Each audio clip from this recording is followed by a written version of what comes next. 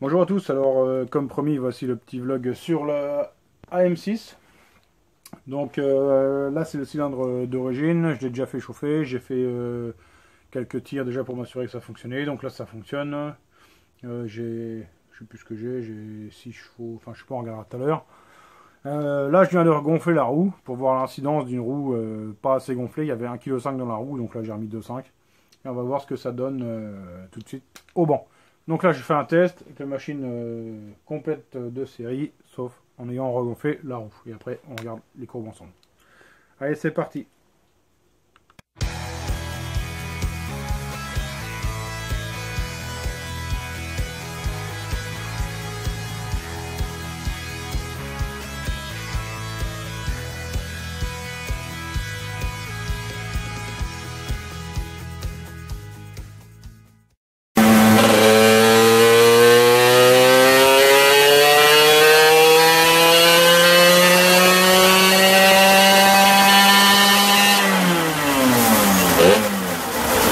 Voilà, désolé, il y a un peu de bruit autour de moi, je me prends pas la tête à couper les ventilations, etc. À chaque passage, sinon je n'avancerai jamais.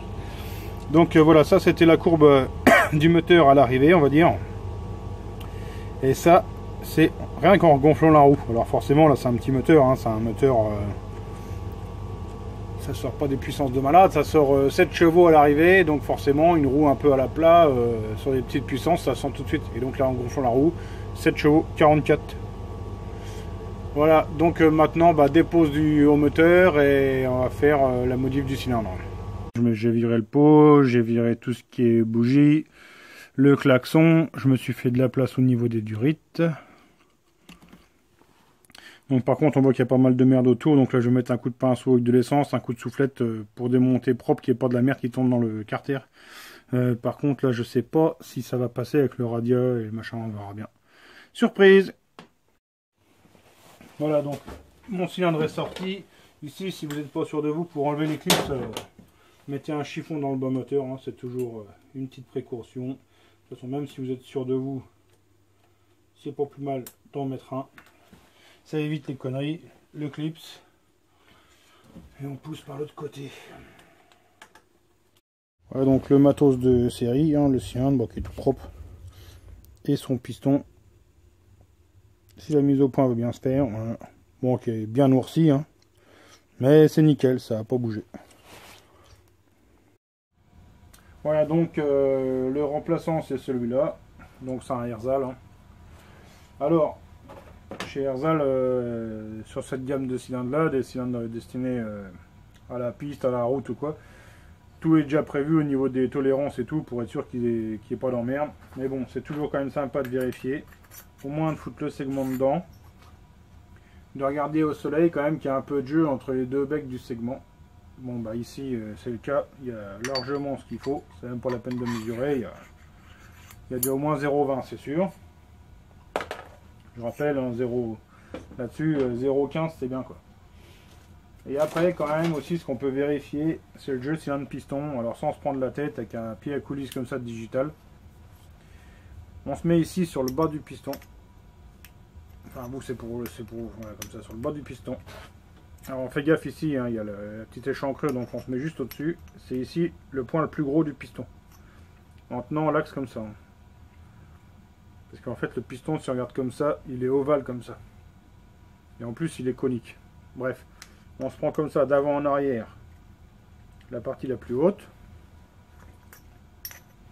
Et après peu importe la mesure, on s'en fout un peu. Et on se remet à 0. Et ici on vient regarder dans son cylindre maintenant la différence.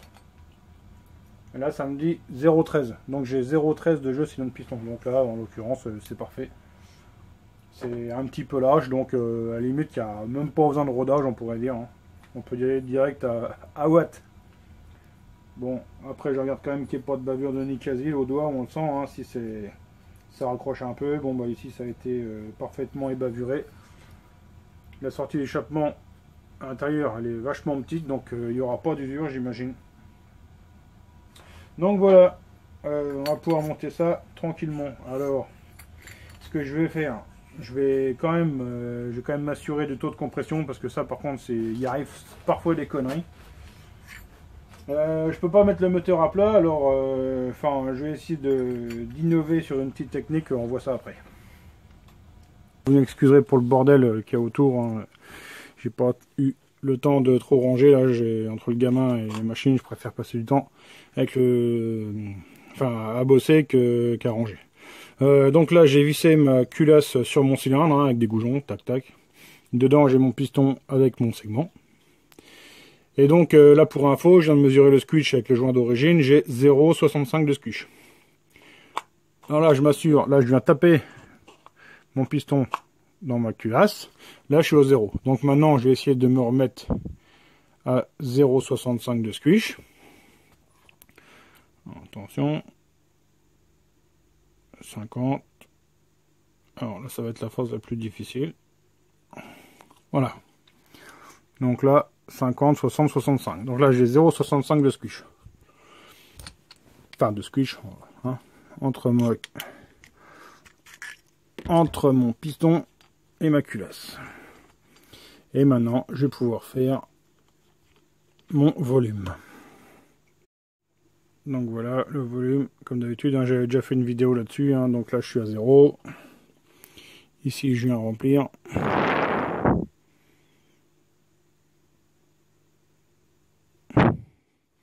Voilà, jusqu'en haut.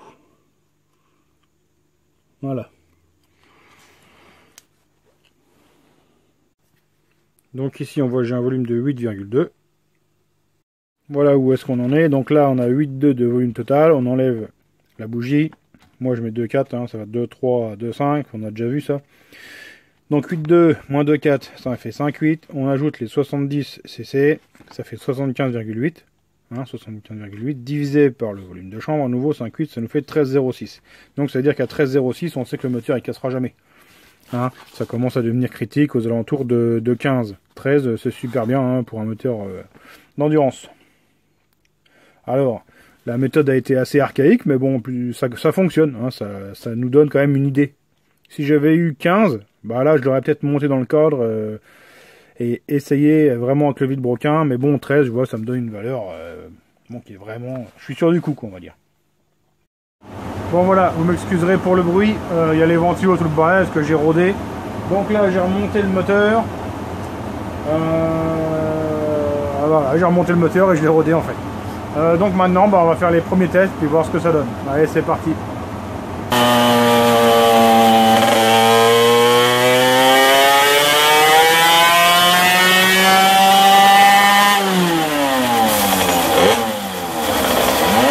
Là, le moteur est réglé.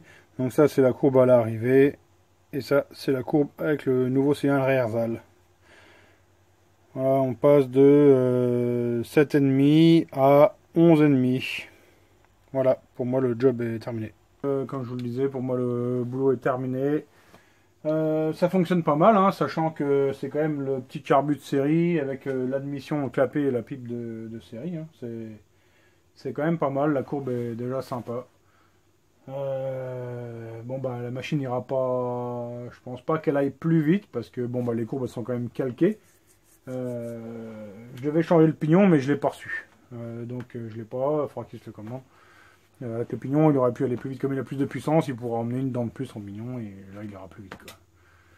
Voilà, donc il n'y a plus qu'à mettre les numéros là, sur les écopes et aller sur la piste. Voilà.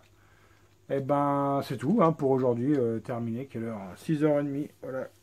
Le temps de monter la vidéo. Et c'est bon, hein? Allez, c'est parti. Bon week-end et à lundi pour, je sais pas ce qu'on fait lundi. À lundi, il faudra déjà que je mette au colis le moteur de la Derby, hein, parce que je l'ai pas mis au colis. Et puis après, j'ai un 70 fast à faire, le 96 WR. J'ai des carters de Derby à usiner. J'ai un colis que j'ai pas ouvert depuis une éternité là, il faut que je regarde absolument. Et puis il faut aussi que je me penche sur la machine de Grégory, là, le moteur hybride. Donc voilà, j'ai de quoi m'amuser. Hein. Puis ranger l'atelier, parce que c'est une sacrée merde. Allez, en attendant, bah merci bien, bonne soirée, bon week-end, allez. Et bon Koh-Lanta, hein, pour ceux qui regardent. Tout le monde regarde Koh-Lanta, son gros Lanta, gros Lanta.